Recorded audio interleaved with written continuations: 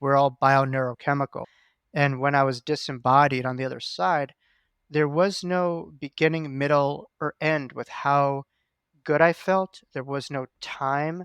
It's like taking air and trying to chop air up. You couldn't even if you tried. It'd be so ridiculous. And so the way I could describe it was euphoric, unconditional love and dwelling in that place where there was no end to this endless euphoric sensation that I was having. There was no cap on it. My guest today is Jacob Cooper, who had a near-death experience at the tender age of 3, and he's here to talk about that experience today. Jacob, welcome, and thank you so much for coming on the show. Oh, my pleasure, Rod. Thank you for having me on your channel. A big honor, and I've been a follower of your work, and I thank you for the good work that you're doing today. Oh, I appreciate that. I imagine that your NDE is one of your first childhood memories, so how Yeah. about we just start there? Yeah, this is actually my 30th anniversary this month of September of my near-death experience. It happened of September of 1993. At the time, I obviously didn't know it. I was just an infant, but I was diagnosed with whooping cough, otherwise known as pertussis, and I suffocated as a result of whooping cough. There wasn't a capacity to breathe. I went to a playground just as an innocent child, climbed a ladder onto a slide, completely suffocated due to whooping cough. I wasn't able to hold on to everything. My brain, my body, everything shut down. And once I surrendered, I was able to really go on a journey to the other side where I completely crossed over. My soul completely crossed over. And it was that experience where I encountered my own guardian angels and spirit guides. I was aware of God, all that there ever is, ever was, will be. I became aware of my own soul family members. I was aware of past lives. I was aware of angels that were surrounding my body, which was on the ground, and people were calling to me. So this was a profound, fascinating experience, but most importantly was the decision factor. I know plenty of near-death experiencers will speak on how they were told, hey, it's not your time, you have more work to do, stuff like that. But for myself, there was all autonomy as to what I would be doing, and I just asked if I were to stay on the other side, what would my life look like? Why should I stay? And I was given imagery of premonitions of what I would be doing in this life. And I saw myself helping a lot of different people.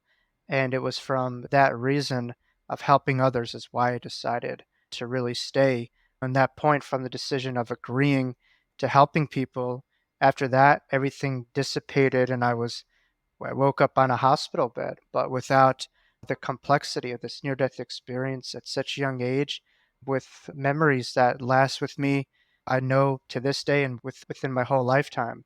So it's fascinating. I'm sure there's a lot to unpack, unfold within my NDE, but I'm forever grateful for it. I'll never forget my crossing over experience. And more importantly, that you could take and bury the body, but you can never bury the soul. The soul goes on beyond the body, and I and thousands of others throughout the world are living testaments of that reality. I'll just take you back so we can flesh out the details of your NDE. So you're at the playground, and I guess you began to notice that your breathing was labored. I know you're recalling things that were when you were 3 years old, so it's probably some of the details may not be there, but at what point did you realize that your existing reality was changing or had disappeared and a new reality had appeared? Yeah. I want to preface that the details are just as clear as any other near death experience, and that will blow the viewer's mind. But why I think that is the component of trauma that happened within my near death experience. And when you're having something traumatic, you either have dissociative components to it where you push it away to protect yourself from that trauma, or there's clarity beyond any experience that you can compare it to your lifetime. So this isn't an ordinary memory. And I was not an ordinary 3 year old. When I had this, none of us are. We are experiencing ourselves in chronological age throughout this lifetime, but beyond that, we're all infinite souls that are timeless and ageless. And so this was a full experience of my soul beyond the developmental trajectory of myself as a young 3 year old. But the details were fully there, and I do credit trauma. But yes, suffocation was what led to it. What allowed me to cross over was the capacity to let go of my suffering. You see, why I mentioned trauma is I was suffocating, and that was the scariest moment of my life to this day. But once I was able to let go of this period of suffocating that felt like an eternity and just surrender to a breath beyond this body, which in my language, I grew up Jewish, the breath for spirit is called ruach, which translates as the wind or the breath of God. And I let go of the suffocation and lack of breath in my own body and surrendered to the eternal breath of Source that we all are connected to. It was through surrender that really was a saving grace of my life and my experience. So when you can't breathe, there's panic, right? There's oh, I can't breathe, I can't draw a breath. This is the one thing you Incredible need. panic. Yeah. Yeah. So was there some thought process you go, this is not working? Were you able to think rationally, or was it just the letting go just sort of overcome you? The letting go, I tried as much as I could to be in denial of it or tried to breathe, but there was nothing.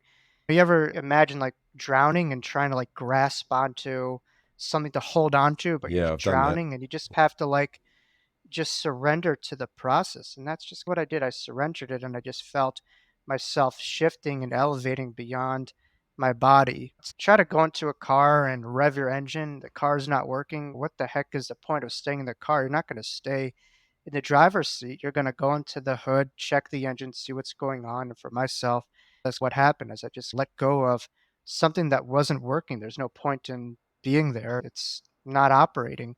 But really, fully was my brain that I felt that snapped in half due to the deprivation of oxygen. And once really my brain, feeling my brain snapped in half, was when I fully really let go and surrendered to the other side. And so there's a saying that my brain cracked open, and that's when God came in. And for myself, that literally happened to me, where I felt an incredibly large, loud crack within my own brain, and that's when God in the spirit realm came in full force and full throttle. So I know hopefully we could talk a little bit about the brain and mind dichotomy because I could, talk ad nauseum about that too. And what did you witness? So once you'd let go of the panic associated with not being able to breathe, and what did you witness after that period of time? I felt myself going into a familiar tunnel, which when we cross over, we all go into a tunnel and we go into a journey within, a journey to the other side. But I really felt my soul ascending. Once I entered this light at the tunnel, I felt my soul elevating and ascending to this sensation of euphoria, where in our world, we're used to like a limitation with how good we can feel. Like we're all bioneurochemical. And when I was disembodied on the other side, there was no beginning, middle, or end with how good I felt. There was no time. It's like taking air and trying to chop air up. You couldn't even if you tried. It'd be so ridiculous. And so the way I could describe it was euphoric, unconditional love and dwelling in that place where there was no end to this endless euphoric sensation that I was having. There was no cap on it. And this endless cap of love, this endless source of euphoric love was my understanding of God. God is in euphoric, unconditional love where there is no beginning, there's no middle, there's no end, and all of life itself flows through that source. That we are all divine sparks of this euphoric, endless love. And that's the source of all of creation itself. And you could imagine when I was looking at and feeling this euphoric love, there was no like end to it. It was just eternal. And that's not something that we're used to. In our minds, we're used to operating on a linear level. There's Monday, Tuesday, Wednesday, Thursday, Friday, Saturday, Sunday, and that's it. And there's the month and there's structure. On the other side, there's no box, there's no structure.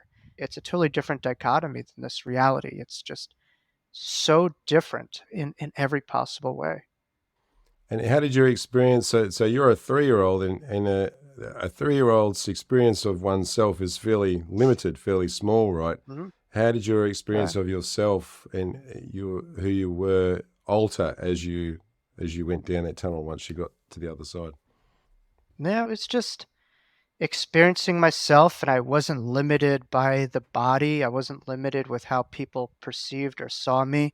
I wasn't limited by a particular age. I was my soul. And For all of us, we sometimes associate this current lifetime with our soul, and it's really just an experience of our soul, but not the full totality of who we are.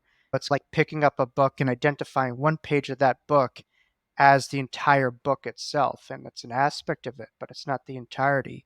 And so we identify this lifetime with all that there is, and I can tell you firsthand that there's not. There's other chapters, and that it's eternal book that we have. And so I think it's important for viewers is to say that yes, this lifetime is what we have. It's all there is in front of us, but in the big picture, it's not that there all there ever is, ever was. It's just a small stop of the soul, and it's a one-way journey back home. For near-death experiencers, it's a little different. We have a little stopover on that one-way journey back home, and then we continue life, and then we come back when it's our time again.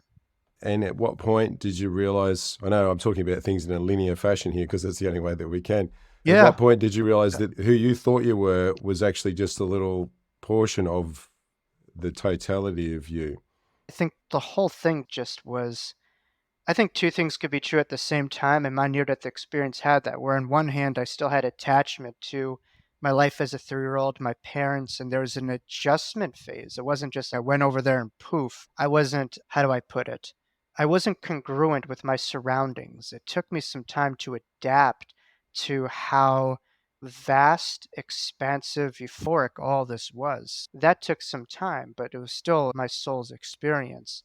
But I think it was really seeing a lot of past lives that I lived that just reminded me that, wow, I'm not just this one lifetime. I have infinite amount of journeys.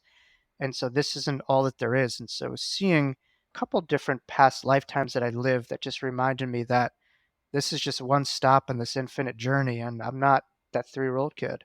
I'm beyond that. And I just felt very old. My soul just felt just very old. Like it was just ironic and funny how people looked at me as this like little kid looking at my in my NDE. I just felt it was a weird feeling. It was weird because sometimes there's I say the young people are very old and the old people are very young in this world because the young people remember who they are and they're still connected, and the old people forget who they really are. So, from a spiritual perspective, those who connect to me are young in a way, are old in a way, and those who forget are just younger spiritually. And so, it just was weird to just think that I was playing this role as a 3-year-old, and that's how the world saw me. But the truth was that was such a small picture of who I was. It was just a short experience on the journey of my soul. And what did the environment look like once you went through the tunnel? And did you meet any other entities, spirits, angels, etc., while you were there? Yeah. The first real angels that I experienced were my guardian angels or spirit guides.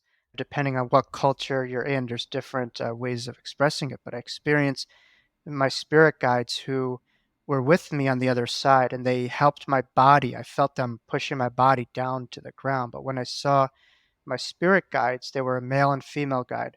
The one component of my NDE, you asked me if I remember everything. The only component that I struggle to remember is the exact names of my spirit guides.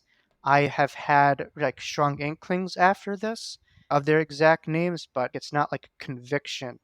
I just call them the guides. But in the moment, to be frank, I knew it was a male and female guide and I knew their exact names. And it's like that one thing that I want to get back in my NDE was just to remember their exact names. And yeah, at times it comes to me, but I can't say it's as ever as strong when I connect to them as it was in my NDE. But they were to the right side and left side of me, and they were right there to my sides as if I'm looking right at you. They were right there with me. But they were the most beautiful, immaculate beings you could possibly imagine. They had human characteristics, but they were the closest extension of my soul that you could have. And I knew they were with me before I was born, and they were going to be with me after I die. They're my guardian angels. And it was a reunion with them. And it was also a sense of, oh my God, how the heck could I forget that they were with me this entire time? So there was some even amnesia as a 3-year-old where I had a little bit of forgetfulness of my guides, and then I saw them right with me. It was just so beautiful, the reunion that I had with them and recognizing that they never left me. They were there with me each step of my journey, my short chronological journey. But I always say it's never the amount of years of your life, but rather the life within your years. And you could live a short chronological life, but that life could feel like millions of years with the experiences you have and the love that you create and experience. So the other side looks at chronological age and time so differently than we do. But also to your question, I also, when my body was on the ground and people surrounded me and were calling my name, I was able to see them and hear them, but they weren't really able to see me. So I felt myself, my body was on the ground, but I felt my form next to my body. And so I was also able to see their guides that they had, the people that were with me in the playground that day. I saw their auric fields, and then all of a sudden I look up and there were, I couldn't tell you like how many. There was just an infinite amount of angels that were floating right in front of me, and they were just overlaying the playground. And these angels were different than the spirit guides. They were very young and youthful, but they were like a golden bronze color, and I could hear their sound and their songs emanating from them. Different than the spirit guides, though. Spirit guides are very focused, they were micro focused. The angels, they were very uniformal. They weren't distinct in their presentation that I saw. They were just almost identical and what they were connected to, which is unconditional love and just sending healing, love. And they were just almost like God's minions, if you will. They were just there to just send healing. And so I was looking at them, but they weren't really looking at me. They were just looking in the distance, and there was no individual characteristics other than just to give and send unconditional love. And to be honest with you, Rod, I almost just had to pinch myself because they're just right in front of me. This thin veil separating this reality and the other side is so gossamer thin. I can't describe how thin the separation is, but angels are among us and around us at all times. And we just sometimes don't see them, but they are here right now around all of us, overlaying this reality. Interesting. So I guess when you're three, there's not much of a life to review, right? Which is a fairly common component of near-death Mhm. experiences. But it sounds like you spent more time on your past lives, your past experiences. And how did that come about? Was that something that you wanted to see, or was it something that you were shown? Was there some purpose? Well, to be clear, I was still able to really feel the depth and vastness of my life. Like I said before, it's, yeah, there's still a great deal of depth of life that I even had, even as a young 3-year-old. But the past lives just came to me. I just remembered one particular lifetime that really was in parallel with my near-death experience. And that was a life in which I crossed over due to a death by suicide. I remembered in that lifetime my back was against the wall. There was no hope. I just didn't see anything possibly working out. And I just felt that same suffocating feeling that I had in my NDE. And I made that decision. And I just remember looking back on it, how clearly my NDE is related to that last lifetime and how those similar sensations that I was feeling of suffocation, deprivation of life, lack of hope, I was experiencing that again in my NDE, and then it was different. I was able to have a different move on the chessboard where I was able to let go. And from looking at the depths of darkness, of the abyss of the human experience, I was able to transcend that by simply surrendering to the light within myself that was always within me.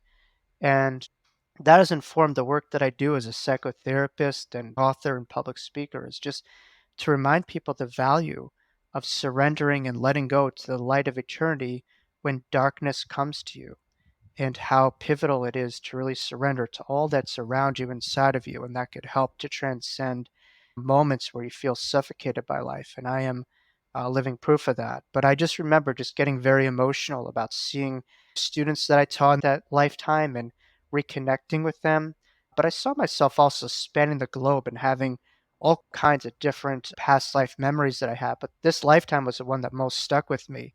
Now, people could say, oh, this is just a trauma response, you're making this up, stuff like that. But before I ever became public in my near death experience, I went to an intuitive in my later teens, and the intuitive picked up exactly what I saw verbatim in my past life in which I took my own life. And she was able to really deliver a lot of evidential readings. And she didn't know a thing about me. I was a complete stranger. There was no public profile. I didn't have a single interview at the time, nothing. And so it was just validation that I needed, that this was real. And since that point, as a kid, I kept on getting a lot of nightmares from that past life. But my life was really about healing that and really remembering that I moved on and I'm okay. And from completion, we begin. And I'm really completing a lot of that karma from that lifetime and this lifetime.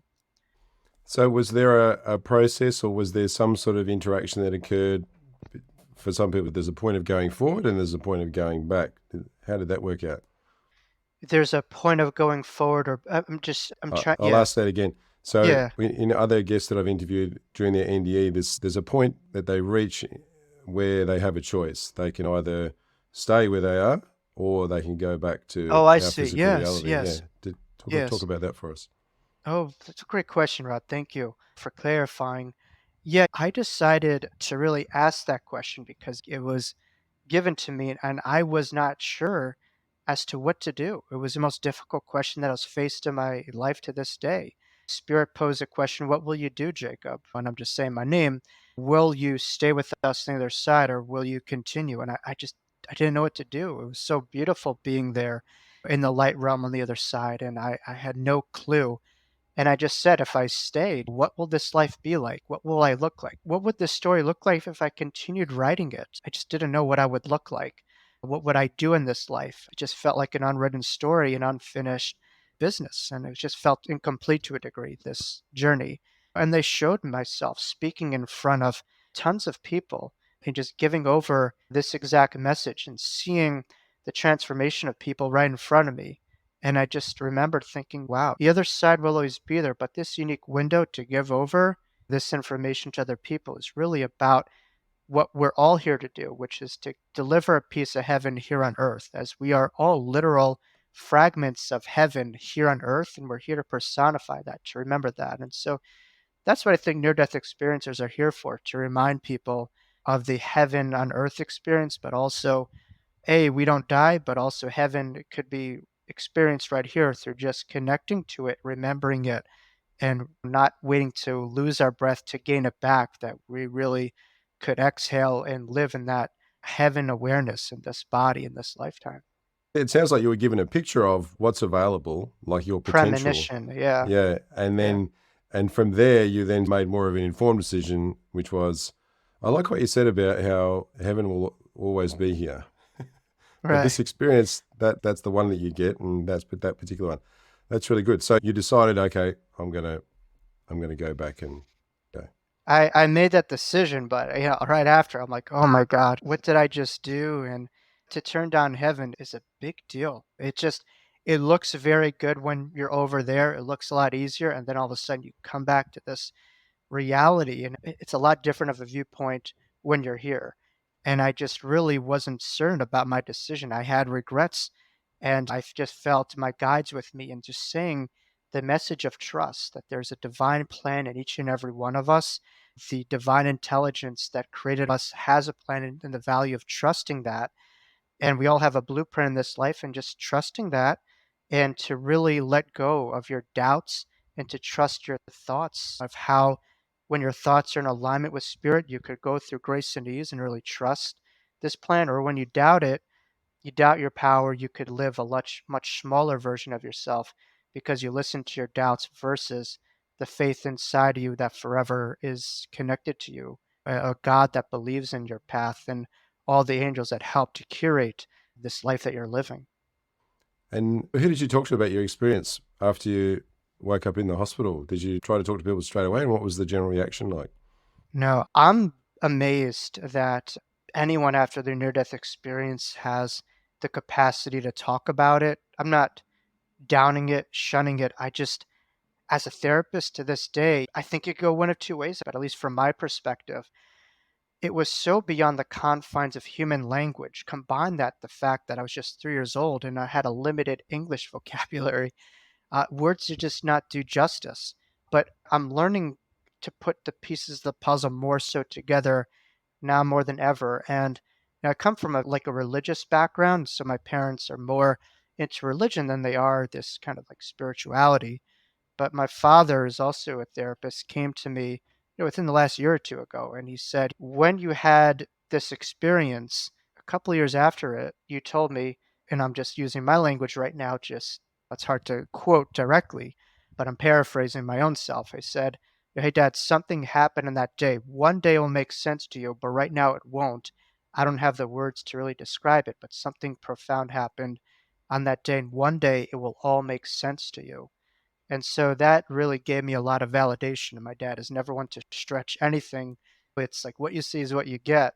And hearing that gave me a lot of strength and validation, but also just put me back in that position where I had to keep this close to my heart. The world around me was not ready for it. I remembered after my near death experience, I was back in preschool, and my whole life changed from that day forward. Once I got back to school and I was discharged from inpatient, the hospital, due to pertussis. I remember just sitting in my classroom and feeling this thin sliver of light going into my brain.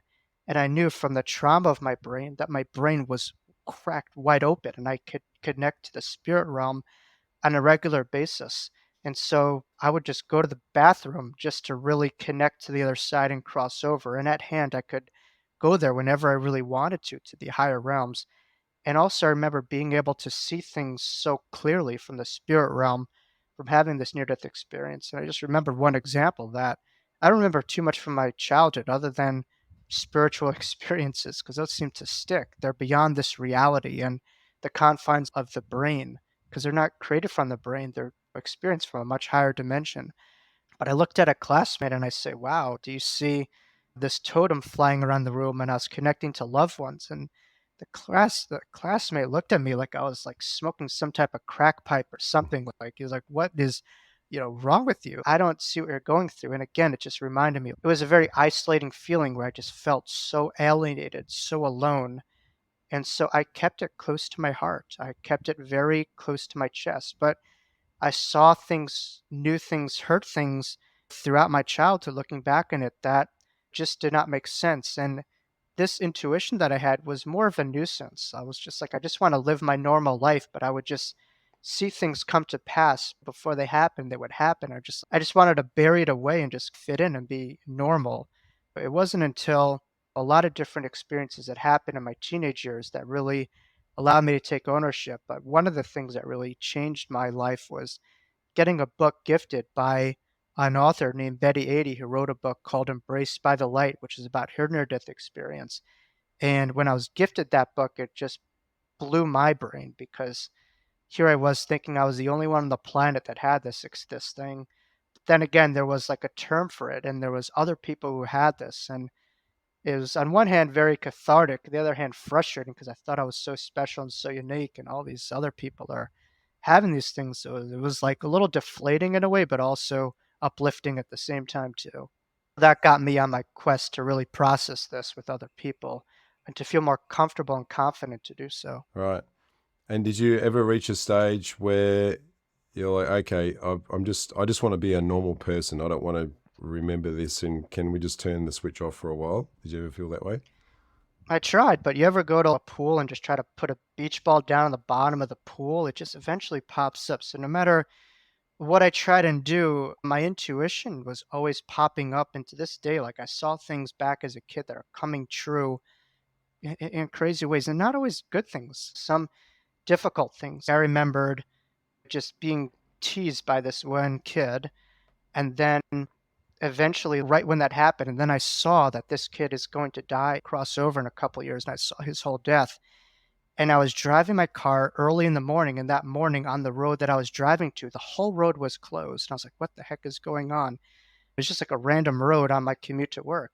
Then a couple of hours later, I found out that was a kid who passed away driving through the ramp. And I was right there a couple hours after on this random road right after he passed. So it's just like things like that. Just I was right there that morning driving in the car and I saw him a decade before that just crossing over. So stuff like that would happen. It just would freak me out because I didn't have a term for it. It's not like I said, "Oh, this is psychic, this is intuition." I said, "This is annoying and leave me alone. Just I want to play basketball and sports and be a kid." But once I was able to really identify it as this kind of thing and take away the stigma and understand that other people had this, it was really liberating to myself. But in one sense, it was just annoying. But once I embraced it as a gift and not a curse, was then it was perceived and embodied as such. And do you connect with guides or the angels that you saw when you first crossed over Yeah, as a part of your everyday life now as well? they're there, not as full blown, right directly in front of me in my NDE that I had. To be honest, like I wish I go back to those moments in memory all the time when I'm there, but there's a homesickness that I have, like many near death experiences have. And there's a part of me that just wants to go back there, not so much for what was there, but just the feeling. You could get high as anything, and I've tried marijuana before and stuff like that, but geez, nothing compares to how high you can get while you're over there. But I found throughout my life, through doing a lot of inner work and connection, through meditation, exercise, taking pristine care of my health as much as I can, I could feel droplets of that at times. And hard to get into, but in my early 20s, I had a out of body experience that lasted several weeks, again, the month of September, and that felt quite possibly better than my near-death experience in many ways, and is very affirmative in my adult years that this wasn't just something that happened as a kid and I could push it away because I'm my own biggest skeptic, but what I was tapping into was real. And I think this is all inside of us. It's just really connecting to that pure source energetically and removing a lot of the barriers that we could have on the emotional level, the psychological level, and physical level to this. But when you burn away all those things, that's that pure connection that we all have. We're all divine sparks. I connect to my guides on a regular basis. They've helped me write both of my books behind me, Life After Breath and The Wisdom of Jacob's Ladder. But in moments where my life is like difficult, I feel them very strongly and they send powerful messages to me. They're there with me and I feel them throughout time. I just remembered one instance, particularly when there was a principal who was talking over a megaphone and he said, "Whoever's talking, this is in front of the entire school, middle school and high school." We were out on a field. He said, "Whoever's talking, I'm going to call them out and they're going to leave." And I was not talking, but I guess I had a baseball mitt by my mouth and he screamed my name at the top of his lungs over a megaphone. And I had to walk in front of the whole school. And I was very overweight at the time. It was embarrassing and everyone was looking at me. In that moment, I felt both of my guardian angels with me and they were there very strongly, just telling me, like, this is just a blip in time. It's going to pass. Like, everything passes, even the most painful, traumatic moments of your life. Just trust us and it will be okay. In that moment, the principal met with me. He was expecting me to probably curse him out or stuff like that. And I was just like smiling, like, all good, dude. And people are coming to me. But again, it just reminds you that pain is so temporary. It comes and goes, and just trust in what outlasts pain, which is love, which is our eternity. And that allowed me to transcend that moment and many other moments of my life where I just remembered what was real, what lasts, and what is just a temporary experience of this life, which is a temporary experience itself. So I have one final question for you. You mentioned the out of body experience. I don't know if I heard you correctly then. Did you say for 2 to 3 weeks? Yeah, yeah, you could. I am in the works of talking to producers about my NDE and including the OB, but I literally woke up one day and I was looking down on my body. It was the craziest thing, and that lasted for 3 weeks. But I think really what started it, I work in the mental health field. I could tell what a manic experience is, if a bipolar experience or a psychotic experience is. But this was a psychic experience. It wasn't a psychotic experience. But essentially, I just remembered myself just laughing hysterically at how seriously we take all these things in reality in this life.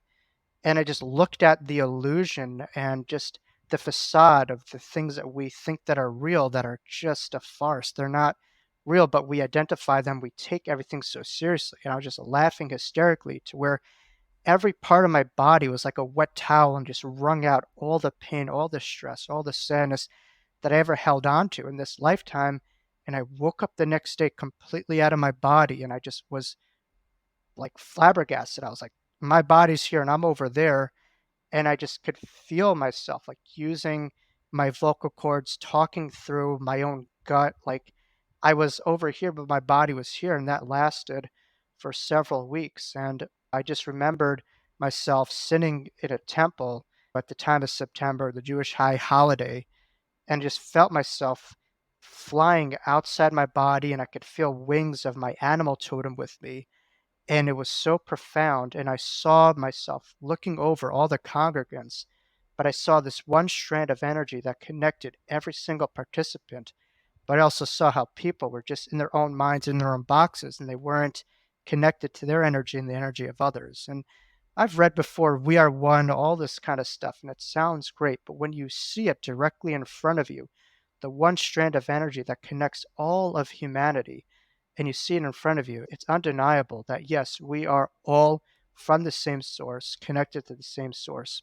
Despite our forgetfulness, we could think we are what we are, but that does not change the ultimate reality of oneness that we're connected to. And yeah, no, that experience stays with me to this day. And it was just a complete energetic explosion where I felt just those same feelings that I had in my NDE 20 years later about, and without having anything traumatic or but that to me blows me away more. You can't say, "Oh, you're hallucinating." I wasn't on any drugs, nothing. It was just I was perfectly clean. I was I'm a fit athlete to this day, and just by letting go, much like I had in my NDE, and looking past the illusion of suffering, much like I had in my NDE, I had that in my OB, by looking at it directly, the illusion of this experience rising above it was when I was able to transcend this reality, remember that I was a spiritual being having this human experience.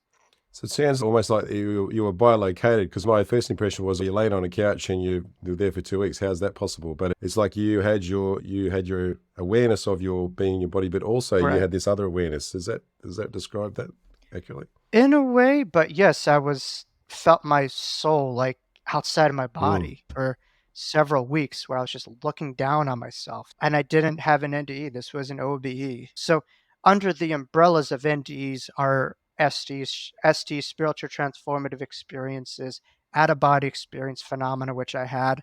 But you could have an OBE without an NDE. And I had that for a prolonged period of time. At times I felt more grounded. At times when I was really able to connect, I felt myself just totally elevated, looking down on my body throughout the day. So I somehow managed to have a 4.0 in college that year. I don't know how that's possible, but just it all worked out. Amazing. But people look at me, they're like, you're laughing hysterically.